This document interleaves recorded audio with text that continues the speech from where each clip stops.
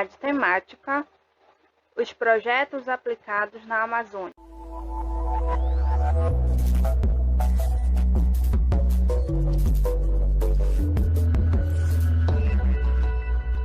Conteúdo: os projetos antes da Sudã.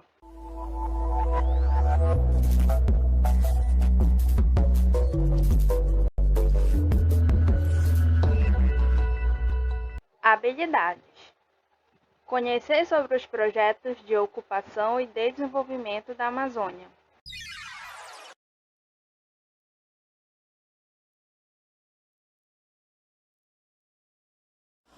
Olá pessoal, eu sou a professora Carolina Costa de Estudos Amazônicos. Sejam bem-vindos à nossa sala virtual, que foi criada com o objetivo de ajudar e facilitar os estudos em casa. Por isso, qualquer dúvida, vejam e revejam essas videoaulas quantas vezes forem necessárias. Vamos lá para a aula de hoje? Bem, na aula de hoje nós iremos ver um dos primeiros projetos aplicados à região amazônica, bem depois desse processo do ciclo da borracha, que foi o grande boom de desenvolvimento da região. Nós sabemos que a nossa região sempre teve uma preocupação dos seus governantes quanto à ocupação e desenvolvimento da região, e nesse momento vários projetos serão aplicados justamente visando esse fim, de proteger e ter o controle referente aos nossos recursos naturais. Iremos ver hoje dos projetos aplicados. Vocês podem acompanhar comigo na apostila de vocês, está na página 1 do segundo bimestre. Os projetos são a Forgilândia, a Madeira Mamoré, a Serra do Navio, a mineração de Serra do Navio, até chegar na Sudã. Até o momento é isso. Eu vou explicar um pouquinho melhor para vocês no próximo slide sobre a Forgilândia.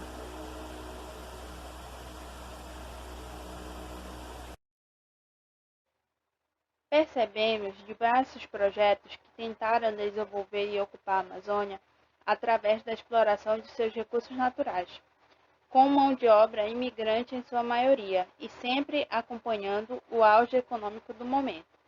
O grande marco da Amazônia, como vimos, foi o período da Belle Époque, pois, a partir da extração do látex, combinado com a instauração da Revolução Industrial pelo mundo, o objetivo era consumir a matéria-prima de forma rápida, barata e facilitadora. Por isso, muitos projetos tinham o objetivo de tornar prático, principalmente a questão da exportação e a criação do produto. Nesta unidade, veremos alguns deles. Bem, a Forgilândia foi uma comunidade criada por Henry Ford, que era um magnata, um empresário americano muito importante, que deu início ao processo de Fordismo, que é uma produção em massa de carros, acessíveis à classe média também, principalmente porque até então só quem tinha um grande poder aquisitivo que poderia ter acesso ao carro, porque era muito caro, e justamente pelo processo de fabricação. Então, quando Ford trouxe as ideias da produção em massa, da otimização do tempo e da produção e da mão de obra também, meio que barateou o processo de fabricação dos carros e permitiu que a classe média, por exemplo, tivesse acesso a esse produto final. Bem, a Forgilândia, ela tinha como objetivo a dominação da matéria-prima da borracha. O porquê? Ford, ele já tinha um controle sobre as outras matérias-primas que ele precisava para fabricar os seus carros, que era o vidro, a madeira, o ferro, mas ele não tinha da borracha. A borracha ainda era monopolizada pela Europa, que era quem dava o preço, e nós sabemos, como nós vimos nas aulas passadas, que o preço quando chegava na Europa já chegava muito alto. Então, para Ford, ele idealizou toda uma comunidade que ele aplicaria e construiria na região amazônica, e ele construiu, inclusive, essa comunidade que ficou conhecida como Vila Americana, onde costumes americanos seriam aplicados, não só na forma de extração e dominação dessa matéria-prima, que era o objetivo principal dele, mas na estruturação social também. Ford por muito tempo investiu nessa comunidade durante anos, né, tentando essa dominação da borracha, que nós sabemos que a Amazônia ela tinha 95% da produção mundial da borracha. Então, se na cabeça dele, se ele tinha a presença efetiva aqui na região, ele poderia ter um controle maior sobre essa matéria-prima, né? Nós iremos ver um pouquinho melhor sobre essa comunidade em que ele criou, os costumes em que ele aplicou. Tinha hospital, na comunidade tinha escola, tinha regras a ser seguida, muito além da questão de produção, mas questão social também. Tinham filmes, festivais entre eles. A ideia realmente foi muito boa, mas nós vamos ver que ela na prática, ela não se efetivou da forma em que Ford tinha planejado. Mas mesmo assim, foi um ponto de partida importante como um projeto, né, um dos primeiros projetos aplicados na região amazônica, visando esse desenvolver e esse ocupar, né, e também muito pela dominação da matéria-prima, como eu já falei para vocês, e foi um projeto muito importante. Foi um dos pontos de partida de transformação para a região amazônica.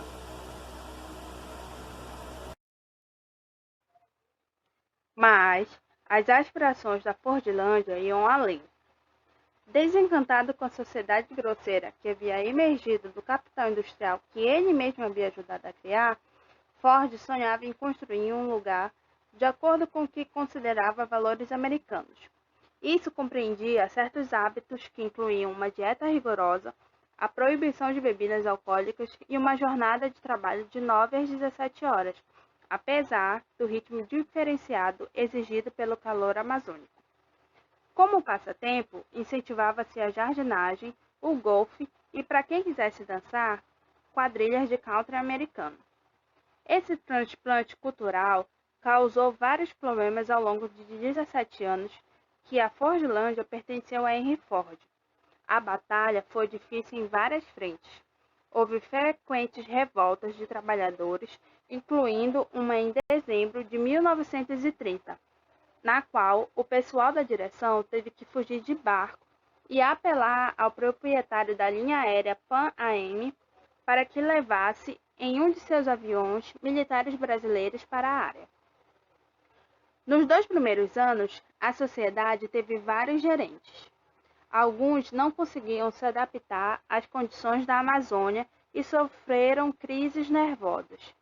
Um se afogou no rio durante uma tempestade e outro foi embora depois que 3 de seus filhos morreram de doenças tropicais. A selva também fez vítimas entre trabalhadores brasileiros, e as plantações tiveram o mesmo destino daquelas que muitos outros haviam tentado começar naquelas terras. Embora a produção tenha sido melhor em outra plantação chamada Belterra, o maior uso do território de Ford no Brasil foi abrigar os militares dos Estados Unidos durante a Segunda Guerra Mundial. Em 1945, os americanos finalmente fizeram as malas e foram para casa, deixando fantasmas para trás. E por mais que nunca tenham posto os pés na Fordlândia, Ford investiu quase 2 décadas e uma fortuna em seu sonho amazônico. Bem, sobre a madeira mamoré, nós vimos que durante o ciclo da borracha, uma das grandes dificuldades em exportar a matéria-prima era o transporte, os meios de transporte. Por isso se otimizaram alguns deles, como se trocaram os navios a velas por navios a vapor e também a criação de ferrovias. E uma delas foi justamente a madeira mamoré. A madeira mamoré ela tinha por objetivo essa interligação e otimização do transporte da matéria-prima, né? Da borracha, no caso. Ela tinha por extensão 364 quilômetros e saía do Porto Velho até Guajará-Mirim. Foi inaugurada no dia 30 de abril de 1912. Vocês conseguem acompanhar isso comigo na apostila na página 3 de vocês, ainda sobre o mesmo assunto. Sua rentabilidade logo seria abalada pela crise principal do produto de exportação da Amazônia, que seria a borracha, no caso, né? A madeira mamoré, além eu não sei se eu posso dizer prejuízo para vocês, porque querendo ou não, ela foi um ponto de partida também desses projetos aplicados de integração, desenvolvimento e ocupação da região amazônica, mas ela trouxe sim muitos prejuízos. Como vocês viram, quando a borracha chegou ao fim, ela na verdade ficou quase que inativa, né? Fora a quantidade de pessoas envolvidas, mais de 6.000 pessoas morreram no processo de construção da ferrovia, por doença, por distanciamento, dificuldades de sobrevivência, entre outros motivos, mas principalmente por doença. Era um território fechado, né, uma mata fechada, desconhecida por esses trabalhadores, e nós sabemos que tem muitas doenças tropicais e grande parte delas atingiram esses trabalhadores, e a quantidade de mortos foi inacreditável, mais de 6.000 mortos trabalhando na ferrovia, e depois nós vimos que na verdade ela fica desativada, né? Mas ela faz parte de um desenvolvimento e uma novidade para a região amazônica, porque é uma empresa americana que vem e faz parceria com o governo, né, brasileiro para a criação dessa ferrovia, e são tecnologias inovadoras, por exemplo, da energia elétrica, da utilização de vapor, da mecânica, dessa transformação química que até então ainda não era muito explorada nem muito conhecida, né? Então, ela é sim um marco referente ao processo de desenvolvimento da região amazônica, além dessa ocupação e interligação entre as regiões. Mineração Serra do Navio. Criada em 1954 como Vila da Serra do Navio, o atual município Serra do Navio é hoje um lugar abandonado. Depois de décadas de pujança econômica advinda da exploração de manganês pela Sociedade Brasileira de Indústria e Comércio de Minérios de Ferro e Manganês, a ICOME, entre 1944 e 1997, toda a atividade econômica e social do município orbitava em torno da mineração da Serra do Navio. Além da decadência econômica da cidade, o fechamento da ICOME revelou uma situação de completa irresponsabilidade ambiental por parte da empresa, sem ter implantado qualquer tipo de medida para o gerenciamento dos resíduos produzidos por sua atividade de mineração e siderúrgica. A ICOME é acusada de ter contaminado os lençóis freáticos e o ar da região com metais pesados e arsênio. Entre 1998 e 2002, Diversos estudos independentes constataram não apenas a contaminação ambiental, como a contaminação das comunidades situadas no entorno do complexo minério siderúrgico da empresa. A empresa também está envolvida em um processo judicial relativo à posse e instalações das reservas ainda existentes. Por fim, nós temos a Sudam, criada em 1966, dando início a tantas siglas que nós veremos daqui para frente, né? A Sudam, na verdade, ela foi criada com o objetivo de substituir a superintendência aplicada por Vargas, que foi a Esprívia. Ela também tinha como objetivo desenvolver e ocupar a região da Amazônia, mas ela vinha de uma forma mais elaborada. Ela queria, junto com a Zona Franca de Manaus, que é um dos polos comerciais maiores que tem na região amazônica, otimizar e organizar, principalmente descentralizar esse monopólio da questão econômica da Amazônia, né? Os estados todos que compõem a região trabalhariam de uma forma em conjunta para o desenvolvimento dessa região amazônica. E a Sudam ela passou por diversas modificações visando esse fim, mas toda sempre visando esse objetivo final, que é ocupar e desenvolver a região, como eu sempre cito para vocês. E essa preocupação em organizar principalmente a questão industrial da região, né, de forma que esse desenvolvimento não seja passageiro, como foi no período do ciclo da borracha, mas que ele se instale e ele realmente traga transformações para a região, não só na questão econômica, mas também na questão social. A história da Sudam foi modificada no governo do presidente Fernando Henrique Cardoso. Foi substituída por outra instituição que se chamou Agência de Desenvolvimento da Amazônia, ADA, cuja função era dar incentivo à produção local e, ao mesmo tempo, financiar grandes projetos aplicados na Amazônia. No entanto, mais tarde, a Sudam foi recriada no governo de Lula, com a nova incumbência de desenvolver uma economia de base sustentável, ou seja, uma produção com a redução dos impactos sobre os recursos naturais. Além disso, também desejava colocar a região em melhores condições de produção, aumentar as exportações e a aceitação dos seus produtos em outros estados e países.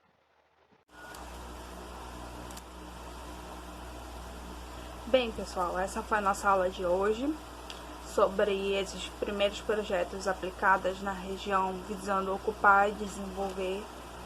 Nós já havíamos visto alguns outros, né, aplicados desde Vargas, a JK e agora alguns outros, antes de dar início aos grandes projetos existentes até hoje, também com o mesmo objetivo.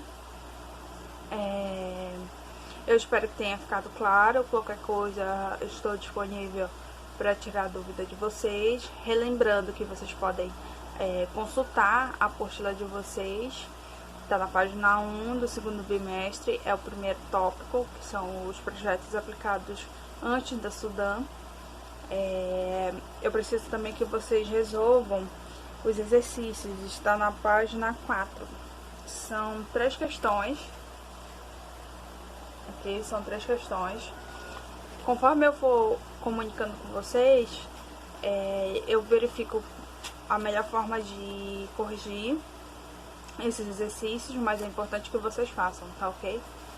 Qualquer coisa, mais uma vez, estou por aqui para tirar as dúvidas do que for necessário.